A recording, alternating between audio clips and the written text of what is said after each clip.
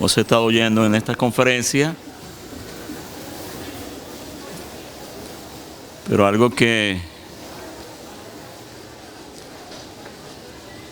me hizo pensar en esta porción fue lo que oíamos de nuestro hermano Bernardo Chirinos. Vamos a leer en el libro de Lamentaciones.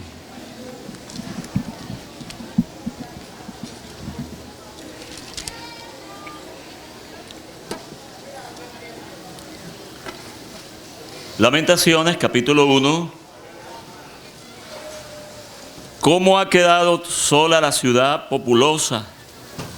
La grande entre las naciones se ha vuelto como viuda, la señora de provincias ha sido hecha tributaria. Versículo 4, las calzadas de Sión tienen luto, porque no hay quien venga a las fiestas solemnes.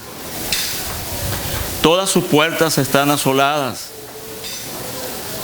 sus sacerdotes gimen, sus vírgenes están afligidas, y ella tiene amargura. Versículo 6, desapareció de la hija de Sión toda su hermosura. Sus príncipes fueron como siervos que no hallan pasto, y anduvieron sin fuerza delante del perseguidor. Bueno, hacer notar que los siervos aquí es animal, pues. Y más adelante, versículo 12, ¿no os conmueve a cuantos pasáis por el camino? Mirad y ved si hay dolor como mi dolor que me ha venido, porque Jehová me ha angustiado en el día de su ardiente furor. Capítulo 2. ¿Cómo oscureció el Señor en su furor a la hija de Sión? Derribó del cielo a la tierra la hermosura de Israel, y no se acordó del estrado de sus pies en el día de su furor. Destruyó el Señor y no perdonó. Destruyó en su furor todas las tiendas de Jacob. Echó por tierra las fortalezas de la hija de Judá. Humilló al reino y a sus príncipes. Versículo 9. Sus puertas fueron echadas por tierra. Destruyó y quebrantó sus cerrojos. Su rey y sus príncipes están entre las naciones donde no hay ley. Sus profetas tampoco hallaron visión de Jehová. Se sentaron en tierra, callaron los ancianos de la hija de Sión. Echaron polvo sobre sus cabezas, se ciñeron de cilicio. Las vírgenes de Jerusalén bajaron sus cabezas a tierra. Capítulo 3. Yo soy el hombre que ha visto aflicción bajo el látigo de su enojo. Me guió y me llevó en tinieblas y no en luz. Ciertamente contra mí volvió y revolvió su mano todo el día. Hizo envejecer mi carne y mi piel. Quebrantó mis huesos. Edificó baluartes contra mí y me rodeó de amargura y de trabajo. Me dejó en oscuridad como los ya muertos de mucho tiempo. Versículo 22. Por la misericordia de Jehová no hemos sido consumidos, porque nunca decayeron sus misericordias. Nuevas son cada mañana, grande es tu fidelidad. Mi porción es Jehová, dijo mi alma, por tanto en él esperaré. Bueno es Jehová a los que en él esperan, al alma que le busca. Bueno es esperar en silencio la salvación de Jehová. Bueno le es al hombre llevar el yugo desde su juventud. Capítulo 4. ¿Cómo se ha ennegrecido el oro? ¿Cómo el buen oro ha perdido su brillo? Las piedras del santuario están esparcidas por las encrucijadas de todas las calles. Los hijos de Sión, preciados y estimados más que el oro puro, como son tenidos por vasijas de barro, obra de manos de alfarero.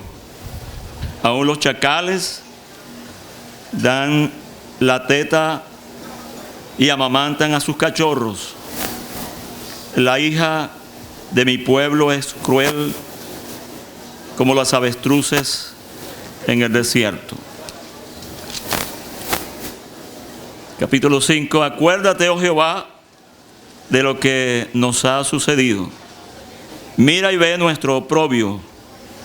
Nuestra heredad ha pasado a extraños. Nuestras casas a forasteros. Huérfanos somos sin padre. Nuestras madres son como viudas. Nuestras aguas bebemos por dinero. Compramos nuestra leña por precio. Padecemos persecución sobre nosotros. Nos fatigamos y no hay para nosotros reposo. Al egipcio y al asirio extendimos la mano para saciarnos de pan. Nuestros padres pecaron y han muerto, y nosotros llevamos su castigo. Versículo 21. Vuélvenos, oh Jehová, a ti, y nos volveremos. Renueva nuestros días como al principio, porque nos has desechado. Te has airado contra nosotros en gran manera. Hasta aquí esperando ser bendecidos por el Señor. Se cree que estas lamentaciones las escribió el profeta Jeremías. Probablemente después que los grandes de Judá habían sido llevados cautivos, y a él le tocó vivir la experiencia de ver toda la ciudad en ruina. Estas lamentaciones, pudiéramos decir que está compuesta de 4 himnos y de una oración.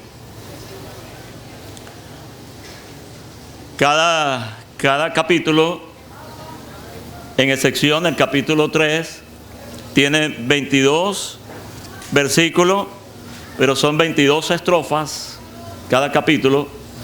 Aún el capítulo 3, solo que el capítulo 3, cada estrofa está compuesto de 3 versículos. Pero son 22 estrofas que están relacionadas con la lengua hebrea, porque son 22 letras que componen el alfabeto hebreo. Uno pudiera ponerle nombre a cada estrofa si uno lee el Salmo 119, y entonces uno comienza por la primera estrofa, y uno puede ir poniendo, así como están divididas las 22 estrofas del Salmo 119, y cada estrofa con la letra del alfabeto hebreo. Pero el último capítulo es una oración.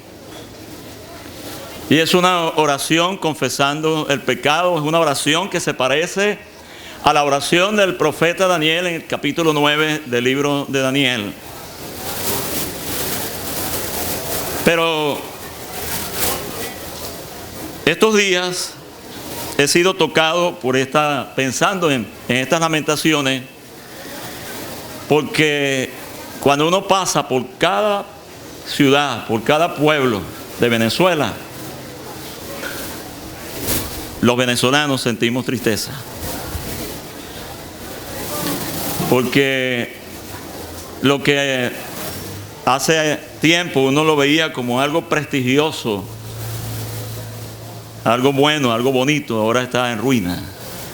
Sin embargo, la ruina de la nación a causa del pecado en los días del profeta Jeremías era peor de lo que nosotros pudiéramos imaginar. Lo que era la gloria de la nación, todo lo que tenía que ver con el templo, todo lo que tenía que ver con los adornos, con la grandeza, el vestido de los príncipes, de las doncellas, todo esto se había acabado. Toda la gloria, cuando los profetas estaban procurando honrar a Dios, ya no había palabra, ya no había visión, ya los cantos no eran de alegría. Todos estos 4 himnos, pudiéramos llamarlos, eran himnos tristes. Había que cantarlos con lágrimas. ¿Cuántas veces hemos tenido que cantar con lágrimas? No solamente en un mortorio. No solamente en un mortorio. Yo visité a un hombre hace varios años. Un hombre que le vi caminando en las alturas, en la gloria de la comunión con Dios. Y ahora estaba ya bastante alcanzado por los años, pero además había vivido la triste experiencia de haber perdido la comunión con Dios y con el pueblo de Dios. Ahora se había restaurado, tenía restauración, pero yo le pregunté, ¿cuál es su himno favorito? Él me dijo, tenía uno hasta hace un tiempo atrás, pero ahora tengo otro. Y él me dijo, ¿cuál era el himno? Oh Jehová, yo soy un vil, miserable pecador, que falté 1000 veces 1000. Yo le dije, yo no le voy a cantar ese himno. Él me dijo, por favor, cántelo. No, yo no quiero cantar ese himno. Cántelo. Insistió y comenzamos a cantar, pero él se levantó en llanto. A mí me dolió enormemente haber cantado. Él me insistió, pero qué triste es cantar estos himnos. Estos tenían que cantarse con lágrimas. A veces cantamos, hay un cántico cristiano que dice que fácil es cantar cuando reina la paz, pero en el dolor es mejor cantar. Nuestro hermano estaba hablando de estos hombres de Dios que componían, que además recibían la inspiración de Dios para escribir, porque tenían ese espíritu de profeta, pero además podían componer poesías y música, cosa que no es fácil. A veces tenemos que aprender a cantar en el dolor. Y a veces eso llega al corazón. Estamos en tiempos, hermanos, cuando deberíamos meditar en lo que está ocurriendo, porque no viene nada sobre ningún país para someterlo a tristeza que no sea por causa del pecado. Es cierto que nosotros no somos la nación de Israel. Hay un pueblo de Dios aquí que también está sufriendo. Pero si nosotros comparamos el sufrimiento del pueblo de Dios con los que no son pueblo de Dios, tenemos que admitir que el sufrimiento para ellos es mayor. Porque todo creyente puede regresar a su casa después de a lo mejor haber hecho una cola sin poder comprar nada, ir a la presencia del Señor en oración. Ojalá que nosotros en la mañana, como decía nuestro hermano William, podamos aprender a postrarnos delante de Él y buscar primero el maná. Aquellos en el desierto estaban saliendo a buscar el maná. Era una figura de la lectura de la palabra de Dios. Pero es triste que nosotros cada día amanezcamos pensando en el agua, en la electricidad, en el alimento, y salgamos corriendo a buscar eso y no estamos buscando el maná de Dios primero. Si buscamos primero el maná de Dios, la palabra de Dios, el pan de Dios, las demás cosas van a venir por añadidura. Estamos seguros de eso. Estamos maravillados de esta conferencia, la multitud. En un tiempo de tanta crisis, necesidad de transporte y necesidad de todo. Pero aquí está el pueblo de Dios. ¿Sabe por qué? Porque Él es el mismo Dios. Porque sus años no son como los años del hombre, sus días tampoco. Él tiene provisión para su pueblo. Yo me senté en una de las reuniones que los hermanos tuvieron para esta conferencia, y uno tenía que admitir que humanamente hablando era imposible celebrar esta conferencia. Yo le pregunté a uno de los hermanos que organizan, viendo que están comprando camiones de agua, ¿cuánto cuesta una cisterna de agua? 100,000 bolívares. ¿Y cuántos han comprado? 6. Pero gracias al Señor, dijo él, ya el Señor proveyó para que no sigamos comprando. Pero mire, pensé mucho en los días de Nehemías, cuando se estaban levantando los muros, porque se estaba celebrando la conferencia y hermanos estaban echando pico y pala allí. Yo creo que ya están en 16 metros de profundidad, y creo que ya vamos a tener agua, gracias al Señor, para los días venideros. Pero, hermanos, estamos en tiempos de crisis. Tenemos necesidad de revisar cada detalle en la vida de nosotros. Porque nosotros estamos tal vez buscando culpables en otro lado. Y la culpa tenemos que comenzar por nosotros mismos. Hemos fallado. El pueblo de Dios ha caído en terrenos que no agradan a Dios. Hemos caído en la política. Hemos ido a defender lo que no debemos defender. Hemos abandonado lo que Dios ha puesto en nuestro alcance para el trabajo, para desarrollarnos, y hemos perdido nuestro tiempo en eso. Si vamos a hablar como pueblo, aunque alguno no lo haya hecho, todos estamos involucrados. Tenemos que admitir el pecado, la falta. Tenemos que aprender a orar. Hemos pecado contra ti. Nos hemos desviado y estamos mirando las consecuencias.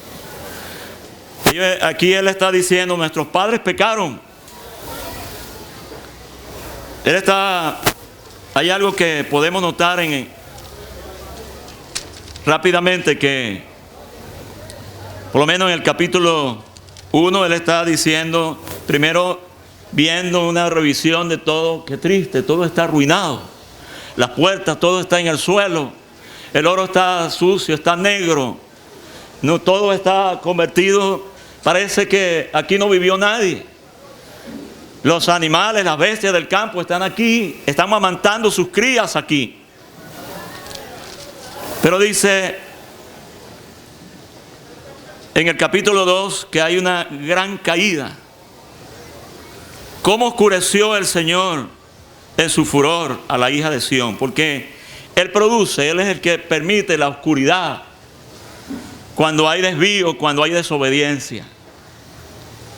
Por eso es necesario que nosotros podamos abrir nuestros ojos para que entendamos que necesitamos volvernos a Él.